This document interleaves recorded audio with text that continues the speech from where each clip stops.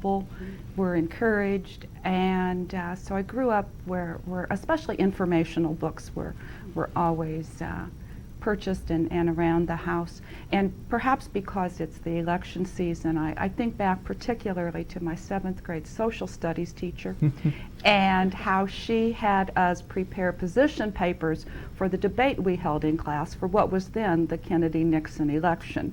So I do recall working in sort of that informational mode all the way back. Well, I'm quite influenced by our region.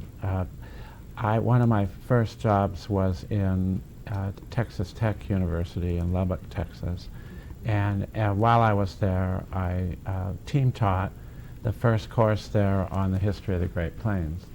At the same time that was going on, Fred Lupke here at the University of Nebraska was teaching his first time the history of the Great Plains. And so when an opportunity came for me to come to the University of Nebraska when I was the director of the Center for Great Plains Studies, I started teaching our regional history again.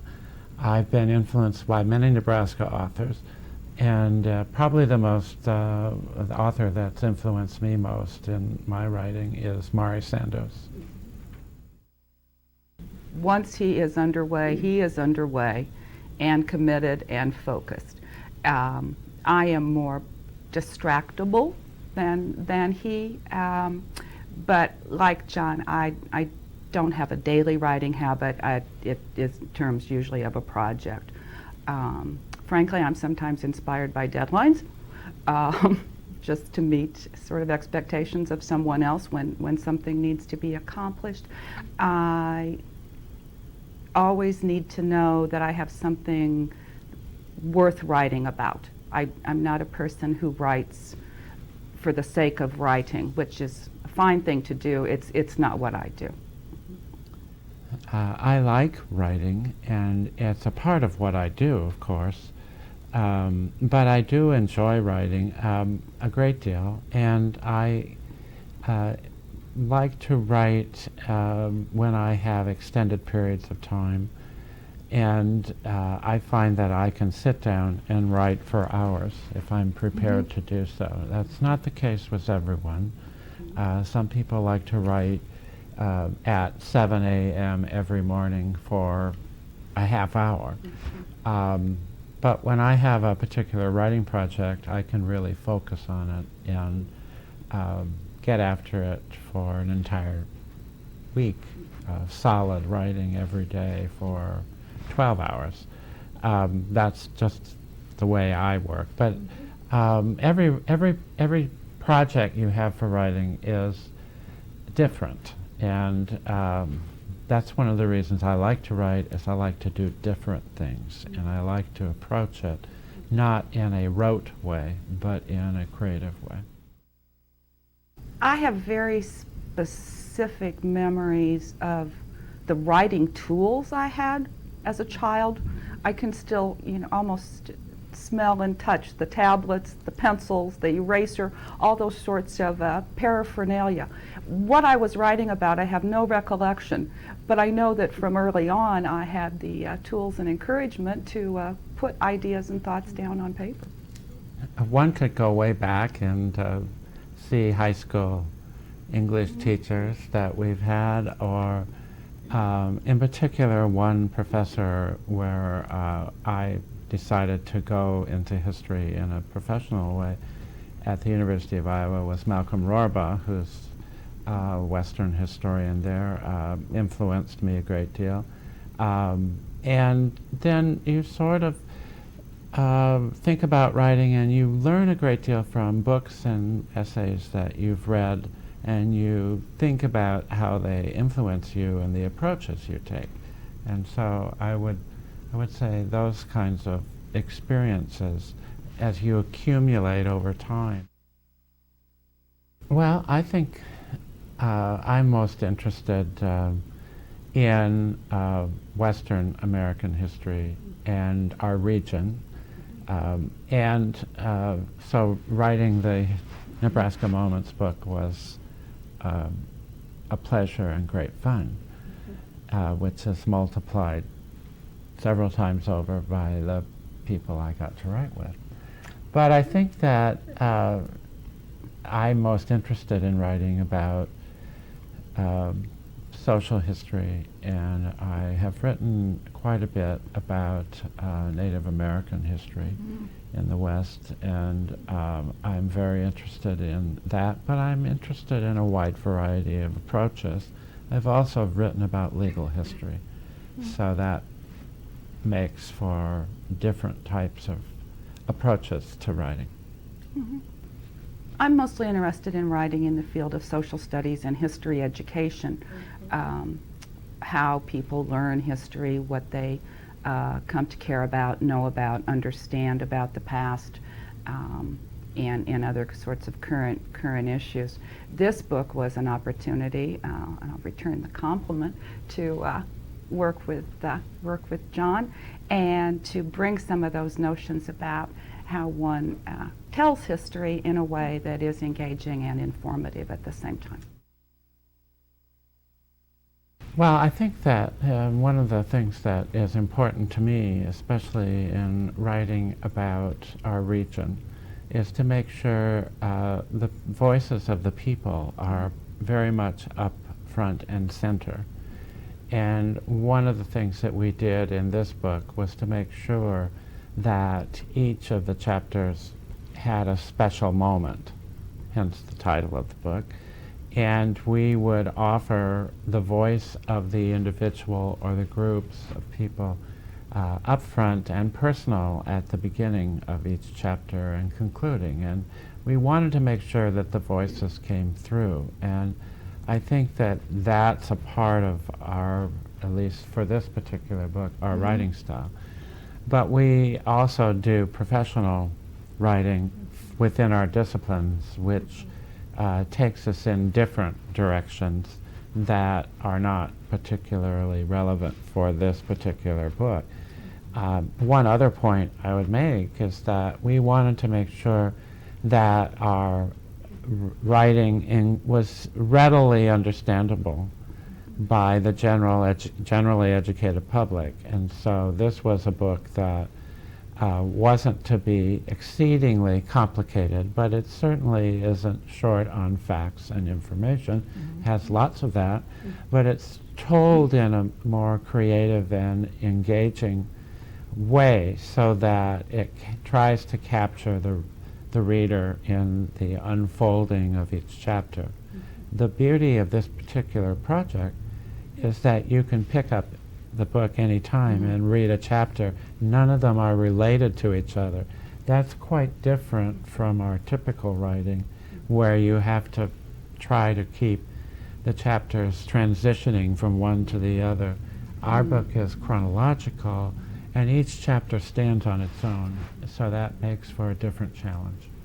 The notion that I think Don Hickey had in the first edition, we've carried through, I hope, in this new edition of Nebraska Moments, and that is to prepare and write a book that is interesting to and accessible to and accurate as to special events and moments about different individuals across time in the state's history.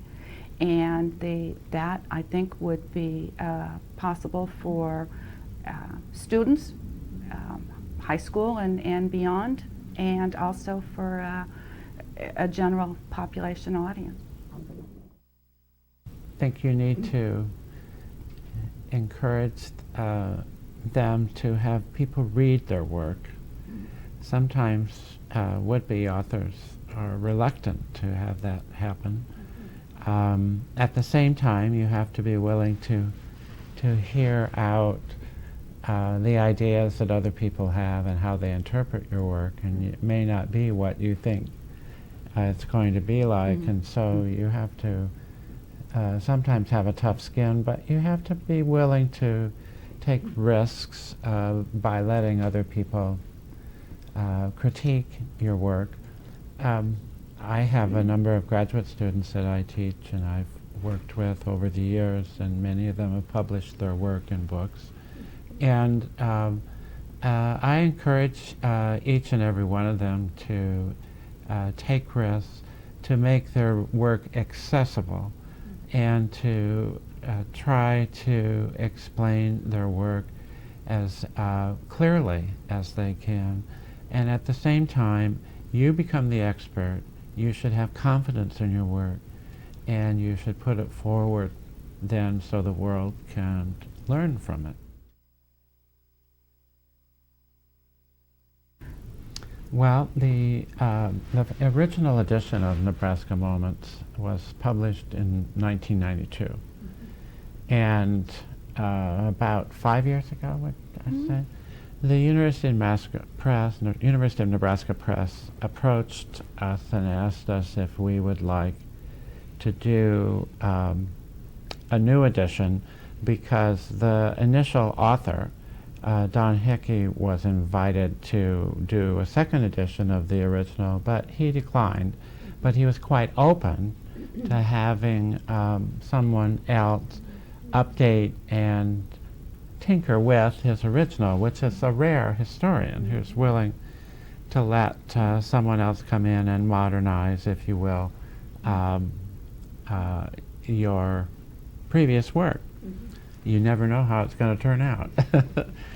And so we agreed to do it, and we knew that there needed to be new chapters, because it was it had been 15 years, and lots have happened in Nebraska. But also, I'm trying to remember what was the last chapter in the original It was book. looking toward the future. Well, that one was sort of a predictive one, which we jettisoned. But the previous one, was it World War II? I think it was. Well, let me So check we and are really talking about 50 brought it on. 50 years of history that needed to be updated. And then, but we also had the issue of length of the book. We didn't want to have a huge encyclopedic tome, because it needed to be manageable for the general public as well as for teaching and instructional purposes. So that meant we had to, for every new chapter we added, we had to either cancel an old one or combine them or cut them back. And so in the introduction to the new edition, there is actually a chapter by chapter explanation for what's coming and comparing it to the old edition.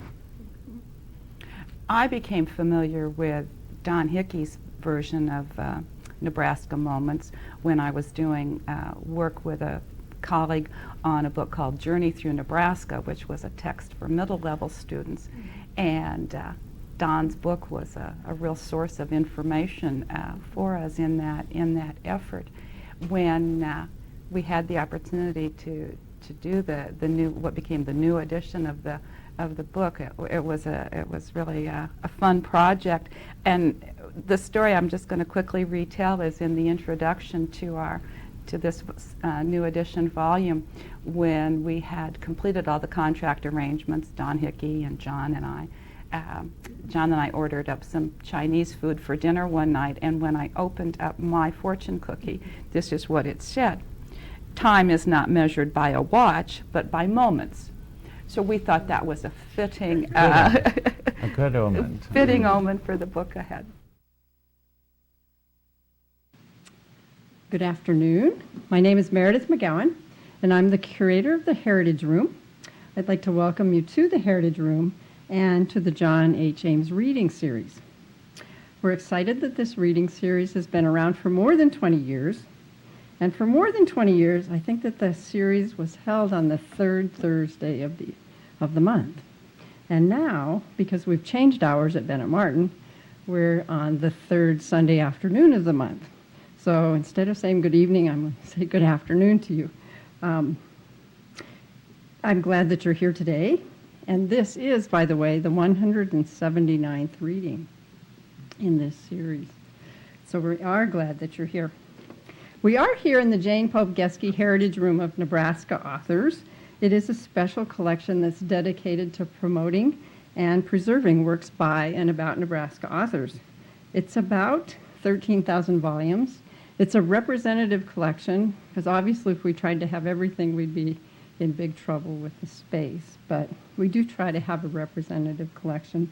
More than about 3,000 Nebraska authors are represented here too. We also have information files, magazines, paintings on the walls, owls carved by Paul Johnsgard, and other memorabilia around the room too. So look around a little bit while you're here too. And we do invite you to come back during our regular public service hours to look at anything that's in the room. We're open Tuesday through Friday from 12 to 3 and Sundays from 2 to 5. And for those of you who are watching this on 5 City TV, because they do film the series, we are on the 3rd floor of Bennett Martin Public Library at 14th and N in downtown Lincoln.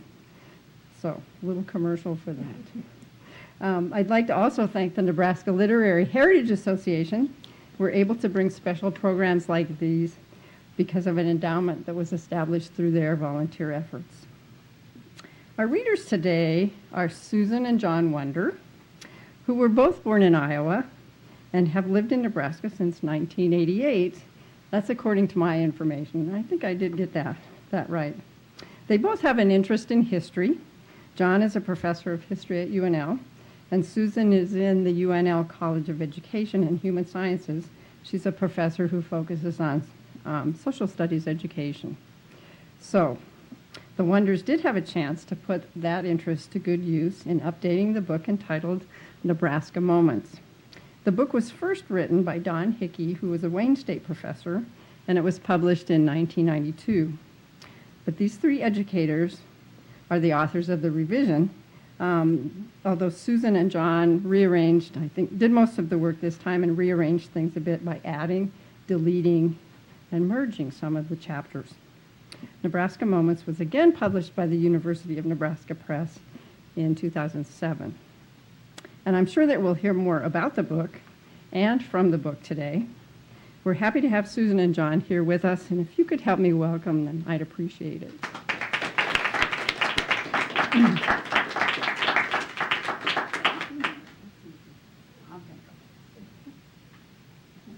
Good, beautiful fall afternoon. Isn't this the nicest day? Meredith referenced the first edition of the book by Don Hickey, and it was called Nebraska Moments, Glimpses of Nebraska's Past. And I wanted to read just one paragraph from his edition, which explains very clearly, I think, what his original intent was with the work. He wrote, "The purpose of this book is to explore Nebraska's rich heritage in order to better understand its unique character. The focus of these essays is on Nebraska's contribution to the nation's development, the famous people and unique institutions the state has fostered, and the character of life in frontier days. This work does not pretend to be a comprehensive treatment of Nebraska's rich history. It merely explores some of the highlights." So in keeping with Don's original idea, John and I had the opportunity to develop what became a new edition, and I'll take you back a bit on our thinking.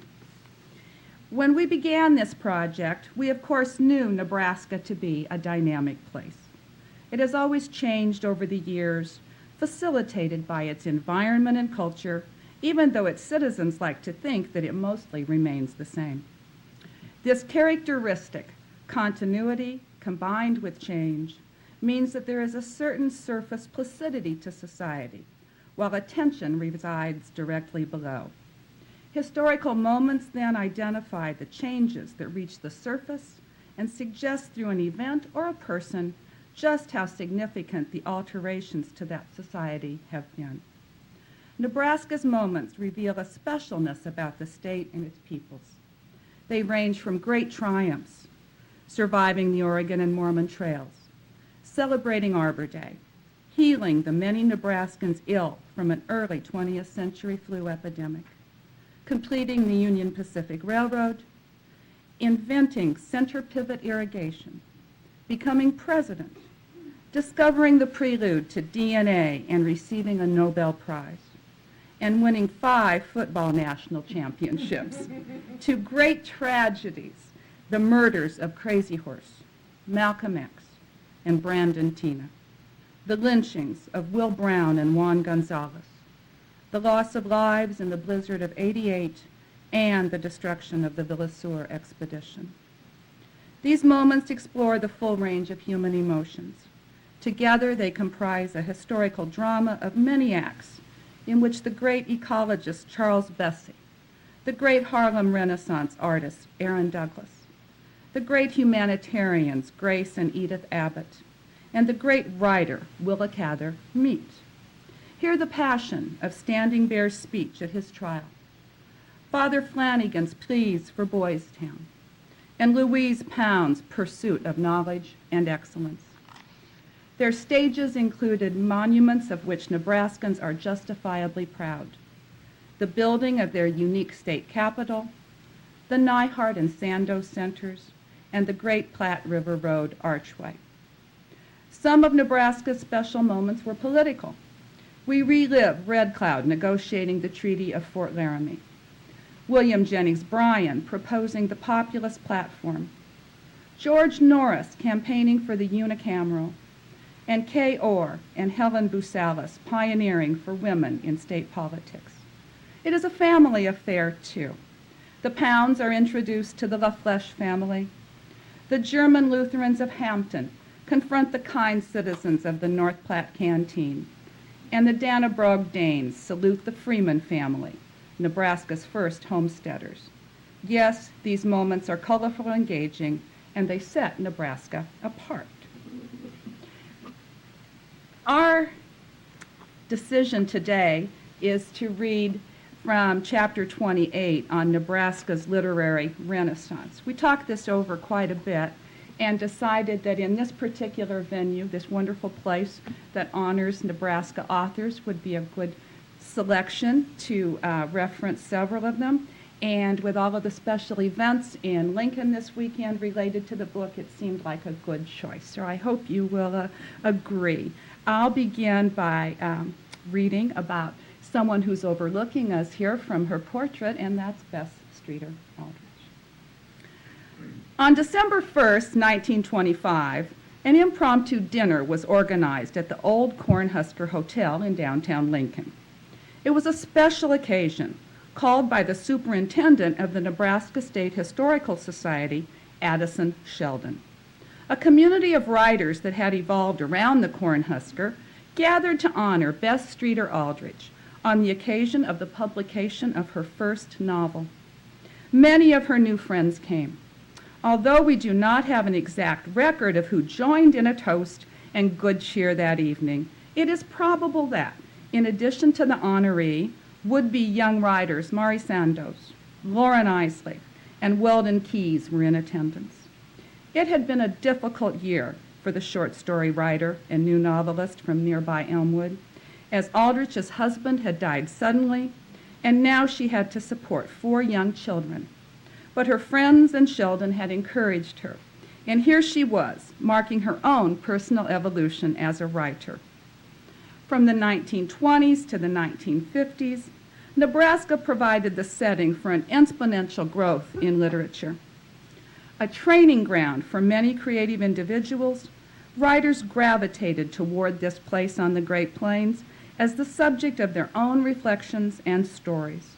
Such was the pattern for the Pulitzer Prize-winning Nebraskan Willa Cather. So too would it be for writers Bess Streeter Aldrich, Mari Sandoz, and John G. Nyhart, all leaders of Nebraska's literary renaissance. Bess Streeter Aldrich celebrated the human spirit in her writings, and she featured intricate personal stories of Nebraska pioneers. Born Bessie Geneva Streeter in February 1881, she was the last of the 8 children of Mary and James Streeter, both pioneers in central Iowa in the 1850s. The Streeters had farmed most of their lives until they moved to Cedar Falls, Iowa, just before Bess was born to their 45-year-old mother. Bess, who chose to go by a shortened version of her name, grew up among adults hearing pioneer recollections. Her childhood was filled with growing flowers, playing with other children, thoroughly enjoying school, learning the new sport of girls' basketball, and reading. Bess seemed captivated, and particularly by literature and the writings of Shakespeare. At age 17, she wrote a story, A Late Love, that she entered in a Baltimore News writing contest. She won 5th prize, and it was published much to her surprise and pleasure. A writing career seemed in her future. In 1898, Bess enrolled in the Iowa Normal School nearby, today known as the University of Northern Iowa. She walked 4 miles to class every day, and on campus she continued to play basketball and participate in debates, orations, and plays. Bess graduated in 1901 and went to work teaching, first in Boone and then in Marshalltown, Iowa. At Marshalltown, she met Captain Charles Aldrich at a dinner. A dashing University of Iowa graduate and football player, Cap had obtained a law degree. In 1898, he organized a company of Iowa volunteers who went off to Cuba to fight in the Spanish-American War. He contracted typhoid fever in Havana and returned to Iowa, only to go off to the Alaska Gold Rush in 1900. Bess, too, had the traveling fever, journeying to Salt Lake City with her sister and her husband in 1905, where she taught school. In 1906, both Cap and Bess returned to Cedar Falls, and when they met once again, they started dating. This led to marriage in 1907, a brief period in Cap's hometown of Tipton, Iowa, and then Cap and Bess's brother-in-law, John Cobb, bought a bank in Elmwood, Nebraska in 1909. Meanwhile, Bess had her first child, after which the new family moved to Nebraska, where they would permanently reside. Having settled in Elmwood into a large house with a growing family that eventually reached 4 babies, Bess began to rekindle her love of writing stories. In 1911, she submitted an essay to a writing contest sponsored by the Ladies' Home Journal. Although her story did not win, it was one of 2,300 entries, the editors asked Bess if they could publish it, and after they did, they sent her a check for $175. This would be the first of many writing payments for Bess Streeter Aldrich. As Carol Peterson, Aldrich's biographer, has written, Bess Streeter Aldrich was one of the best-known, best-loved, and best-paid fiction writers from the 1920s through the early 1950s. All told, Bess published 111 stories, frequently in such magazines as the Saturday Evening Post, Cosmopolitan, McCall's, and Ladies' Home Journal. She also wrote 13 novels, including her most praised and still popular, A Lantern in Her Hand. And A Lantern in Her Hand is the book by which I came to know Aldrich's work, and it happened when I was teaching at a junior high school in Lubbock, Texas. I used that as part of the readings we did in our U.S. history class, so that's when I first became familiar with Aldrich's work. The writings of Bess Streeter Aldrich appeared at a time when Americans were confronted with tremendous changes in their personal lives, changes that many found disconcerting and frightening. Her stories took the reader back to days when security could be found in small towns and family settings. In an Aldrich story, one could escape an impersonal urban existence and the unknown changes brought by technology and World War I. Moreover, Bess's essays were geared to help women adjust to modernity. She wrote of a can-do mothering philosophy, and her plots showed that through strong determination, women could prevail. Bess Streeter Aldrich became something of a publishing sensation in the 1920s. By 1930, she had published over 40 stories and had gained a popular following. Her fictional family, the Masons, was the subject of many conversations. In 1921, she received 1,200 letters of fan mail, and she answered each one. Aldrich found that she had choices to make, and fortunately for her and her readers, she chose to pursue her writing, hiring a local Elmwood woman as a housekeeper and engaging a neighbor to cook. The Aldrich household was alive with activity. In 1923, at the first Nebraska Authors Week celebration, Bess Streeter Aldrich was honored for her short stories. 2 years later, her first novel, The Rim of the Prairie, was published to much acclaim. It featured a love story of several young characters who found each other in a small town and a side story of two older pioneers moving to Nebraska. Throughout the novel, Aldrich explored the notion that individuals have little personal control over their lives and that they must leave much to destiny. In many ways, it was escape literature, but there was a purpose to it, extolling the virtues of small-town life in Nebraska, a life she knew very well. Aldrich's small towns predated the Our Town of Thornton Wilder plays by several years. Beth was jolted out of her writing reverie by the sudden heart attack and death of her husband Cap one Sunday in church in the spring of 1925. A local economic and political leader who had achieved state recognition, he had only recently turned down an invitation to run for governor of Nebraska. It was a shock to the Aldrich family and to the Elmwood community. Bess, there and then, resolved to marshal all of her strength and to go on. Her writing would become the family's bread and butter, she later reflected. The success of Bess Streeter Aldrich's early novels encouraged her to keep writing. That there seemed to be so much interest in the older settlers of her first novel surprised her and set her to writing about her elderly mother's pioneer days. One Sunday afternoon, she was invited to do a telephone interview on a radio station, the ultimate technology of communications. She and her children went over to the local Elmwood doctor's home, as it had the only telephone in Elmwood. During the course of her conversation on the radio, she asked for stories of pioneer life, hoping to receive several. She was swamped by mail the next week with hundreds of responses, and she was off and writing. The result was her most popular and critically acclaimed novel, A Lantern in Her Hand, in 1928. This book emphasized the role played by the female pioneer.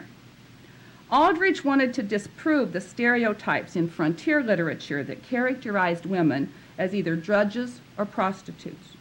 She knew women to be strong, not weak. Her heroine, Abby Deal, moved from Iowa to southeastern Nebraska as a pioneer who farmed, lived in a sod house, and had 6 children. A New York Times review praised the book, calling the novel a splendid tribute to the pioneer woman whose part in the growth of the country cannot be measured. Bess Streeter Aldrich continued to write throughout her life. Her stories and novels were very popular. After Lantern, she wrote 9 more books and numerous essays, all the while raising her children and watching them flourish. Her health began to deteriorate in her 60s, and she sold her Elmwood home in 1945, moving to Lincoln to be near some of her children and grandchildren. On August 3, 1954, Bess Streeter Aldrich passed away at age 73, having published her last story just that year. She was buried in the Elmwood Cemetery next to Cap. Later, a Bess Streeter Aldrich Foundation was organized, and the group purchased the Aldrich home in Elmwood. It is managed by the foundation today, and Bess Streeter Aldrich readers, of whom there are many, can tour the home. Each first Sunday in October, Elmwood celebrates its famous author. And if you haven't had the opportunity, I encourage you to visit. It really is an interesting site to go to. Nothing aggravated Bess Streeter Aldrich more than to hear Easterners denigrate the people of the Plains. She resented comments on how boring Nebraska people were, and she answered them with letters and retorts of her own. She was very pro-Plainsmen and women in her writings and in her interviews. As her biographer has written, Bess Streeter Aldrich defended rural values and people. Perhaps that contributed to her friendship with Maury Sandoz. Recently, Carolyn Sandoz Pfeiffer recalled that her sister Maury thought Bess Streeter Aldrich was the best writing stylist she had ever read. No doubt Bess and Maury's mutual respect for each other's craft helped both achieve writing prominence. Over to you, John.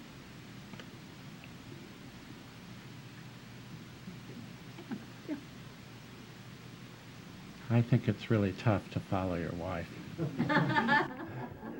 who did such a good job. The second of the authors that we discuss in this chapter is Maury Sandoz. And there is the Maury Sandoz Heritage Society, of which you can all become members, which you should find out about. And they've been meeting this weekend as well. Now, Nebraska has produced a number of nationally acclaimed writers who focused on regional themes, and Maury Sandoz probably gave the grittiest portrayal of life on the plains. A historian as well as a novelist, Sandoz conducted an enormous amount of research to ensure the accuracy of her depiction of Western culture. Maury Sandoz grew up in Nebraska's Sandhills. The greatest influences on her life were her father, Jules, a university-educated Swiss immigrant who had come to the United States in 1881, and her mother, Mary, Jules's fourth wife. Jules Sandoz spent 3 years on a homestead near Verdigris before moving to the Niobrara River country in Sheridan County in 1884. A visionary who championed agricultural improvement and the rights of small farmers, Jules was also selfish and cruel. He married Mary Fair, a fellow Swiss immigrant, in 1895. Maury, christened Mary and called Marie to distinguish her from her mother, was the firstborn of this union. I might add that most of these prominent Nebraska authors, including Willa Cather, they all change their names on their own. They don't do it officially. They just choose to go by a different name.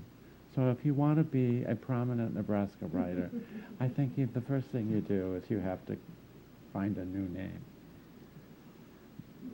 The oldest Sandoz daughter later accepted the spelling M-A-R-I and a pronunciation stressing each syllable equally, but not unlike Bess Streeter Aldrich's fashioning of her own name. Maury Sandoz's childhood was difficult in many ways. She was physically beaten by her father, once suffering a broken hand. At an early age, she had to take care of her siblings, who eventually numbered 2 brothers and 2 sisters, so that her mother could assist with the farm work. By the time she was 10, she was responsible for much of the household cooking and cleaning. Life on the farm was socially isolated. Her father did not allow her to attend school until she was 9, when the family was reported to the county truant officer. Because she spoke the Swiss-German language of her mother, she did not learn to speak or write English until she turned 11. At age 14, a major blizzard whipped through the Sandhills, and she and her oldest brother, Jule, that's J-U-L-E, his name was shortened to distinguish it from his father's, were ordered by their father to rescue the small family cattle herd that had become lost in the blizzard. Maury and Jule saved the cattle, but Maury lost an eye to snow blindness in the ordeal of that rescue. Maury was very interested in writing. Shortly before her 12th birthday, and unknown to her, her teacher sent a story Maury had written, The Broken Promise, to a writer's contest sponsored by the Omaha Daily News. It won and was published, much to Maury's delight. When she told her family, her father, who regarded writers as, and I quote, the maggots of society, unquote, beat Maury and confined her to the snake-infested cellar. Maury screamed until he let her out, and she continued to write, although she kept her writing to herself and she used a pseudonym when she submitted it for publication while she lived at home. After Mari Sandoz finished 8th grade in 1913, she secured a third-class teaching certificate, and she taught intermittently in the rural schools of the Sandhills. In 1914, she married Ray Macumber, a young rancher, but this marriage lasted only 5 years. Some of Mari's first published stories were done under her married name, but after she left the Sandhills, she signed her publications as Mari Sandoz. In 1919, she moved to Lincoln to begin a new life, taking first secretarial courses and then college work, mostly in literature and history at the University of Nebraska. Completely on her own, she supported herself with various odd jobs, laboring in a drug laboratory, grading papers for English professors, and working at the Nebraska State Historical Society. During the 1920s and early 1930s, Sandoz spent her free time writing and submitting her stories, working on a biography of her father after he died in 1928, and drinking coffee and smoking with her artistic friends in the teepee restaurant of the downtown Cornhusker Hotel. Her first breakthrough in writing for income came with the publication of a 2-part article, The Kincaider Comes and Goes, about homesteaders in the Sandhills in the North American Review in 1930. Previously, she had published a short story, The Vine, the first story in the first issue of a new literary journal published at the University Prairie Schooner in 1927. By 1933, Sandoz had been writing for 8 years and had earned $325 for 8 years of her work, most of it from articles she herself claimed, quote, weren't fit paper for a Wyoming outhouse, unquote. She became despondent and considered giving up writing. I was all washed up, she later recalled. I was through. I had no money, and I feared no writing ability, unquote. After burning some of her papers, she left Lincoln and returned to the Sandhills.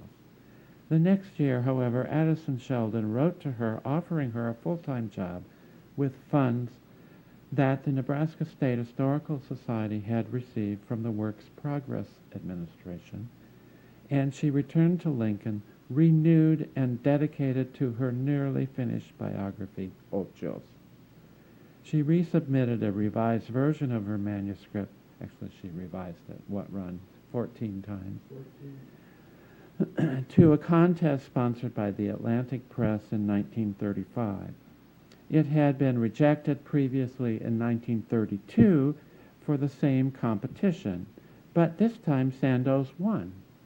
The prize, $5,000, was a large sum of money in the Depression. Sounds good today, actually.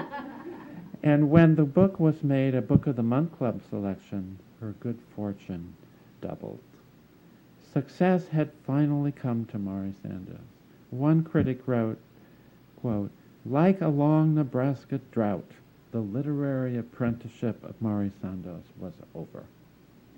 Never again would she want for money, and never again would she have trouble finding a publisher for her work, although her relationships with publishers were often of a roller coaster nature. She guarded her Western vernacular and her realistic portrayals of the American West from the ignorance of its editors. Most critics liked Old Jules, though some were shocked by its raw language and frankness. Quote, the book is strong meat, said the New York Sun. Not merely that, but strong meat with a decidedly gamey flavor, unquote. The work was also well received internationally. It was offered as a selection by the leading book club in England. According to the London Evening Standard, Old Jules knocked the stuffing out of the covered wagon sentimental epic, unquote. Her next two books were not as well received. Slocum House, an allegorical novel about a woman rancher who ruthlessly dominated the Niobrara region and in fact forced her own daughters into prostitution, was banned in Omaha. I don't know what Lincoln did, but it was not well liked in Omaha. And they just celebrated that banning, I think, with a ceremony in which they've had all the books that have been banned in Omaha. Evidently, there have been many. And it was also banned in McCook because of its violence and language. Capital City, a protest novel showing the seamier side of politics in a fictional Midwestern state capital, which generated considerable resentment in Lincoln because many people there saw the book as an attack on them personally and their city. Sandoz asserted that she was harassed in the streets of Lincoln, received threatening phone calls, and even had her apartment burgled. To escape from Lincoln to write and research, Sandoz moved to Denver in 1940, and then, like Willa Cather, Sandoz in 1943 moved to New York City to be nearer to her editors and the great research libraries in the East. New York remained her home from the rest of her life, though she always maintained that she was, quote, only in New York, not of it, unquote. She continued to travel extensively, and she often visited Nebraska and the West to lecture, see friends and family, and conduct research. Before Sandoz left Lincoln, she formulated a plan for a trans-Missouri series of books tracing the history of the Great Plains, from its origins to the near present. Her plan included a sympathetic and accurate non-stereotypic treatment of Native Americans long before that had occurred to other white scholars, with a stress upon the interrelationship of environment and culture. Ultimately, 6 volumes occurred: Old Jules, Crazy Horse, Cheyenne Autumn, The Buffalo Hunters, The Cattlemen, and The Beavermen, published in 1964. These works are best known for their detailed and meticulous research, as well as constructed dialogue. Her ability to evoke the mood of the West established her reputation as one of America's premier Western writers. All of her histories are still in print, which is quite an accomplishment. Of the 21 books Sandoz eventually wrote, Crazy Horse was not only her favorite, but also considered by many critics as her finest. Many Lakotas also consider her work the best description of their national patriot's life. Her episodic history of Nebraska, Love Song to the Plains, published in 1961, one reviewer extolled, and I quote, contained some of her finest, most poetic writing about Nebraska, unquote. Sandoz believed that writers needed to be read as well as be heard. Her biographer, Helen Winter Stauffer, observed that Sandoz, and I quote, felt a strong need to preserve the past, seeing it as a guide to the future. She used her fame to advocate Indian rights, protect the environment, and ensure the destruction of fascism before, during, and after World War II. She was quite outspoken on all of these topics.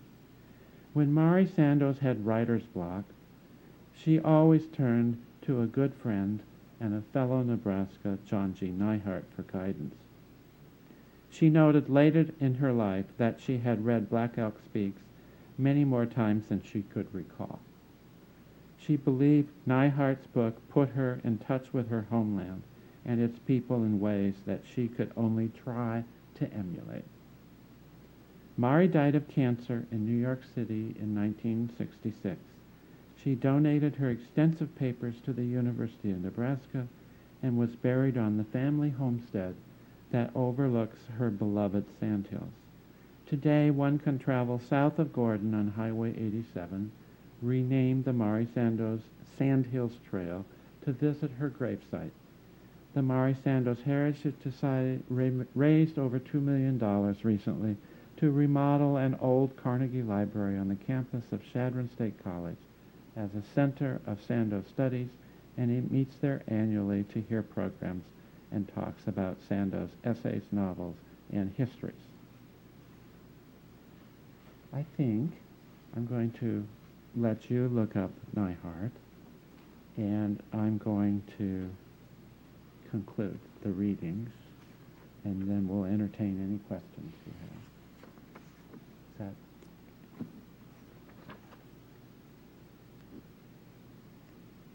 whoops, I just fell into the unicameral chapter. Here we go. Now, Neihart retired from teaching in 1966 at the age of 85. That sounds like a good year. He spent his last years with friends and family in Lincoln and died in Columbia, Missouri in 1973 at the age of 92. At his request, he was cremated, and his remains, along with those of his wife Mona, were scattered over the Missouri River. Called the most American of contemporary poets, Neihart was a kind and gentle man who had an influence on almost everyone he met. His writings introduced thousands of Americans to the history of the West and to Sioux culture. He has done for the prairies, said one commentator, what Homer did for the Iliad. Said another, our world is brighter for his having lived among us. Over the years, Nebraska has continued to be a place that fosters and celebrates writers, and its literary excellence continues. Nebraska, with a sense of place and realism, can be enjoyed today in the poetry of Ted Kooser, recently named in August of 2004 and renewed in 2005, the National Poet Laureate, the first national poet ever named who writes about and resides in the Great Plains. The Omaha World Herald editorialized about this honor, and I quote, celebrated Nebraska authors of the past, such as Mari Sandoz and Willa Cather, captured the vast sweep of the plains before they were settled. Poet Ted Kooser captures the Midlands as they are today. Unquote. Experiencing an Aldrich story, a Neihart epic, a Sandoz history, or a Kooser poem makes one ponder the plains, feel a certain knowing compatibility, and then, as the World Herald advises, nod and agree. And that concludes the chapter.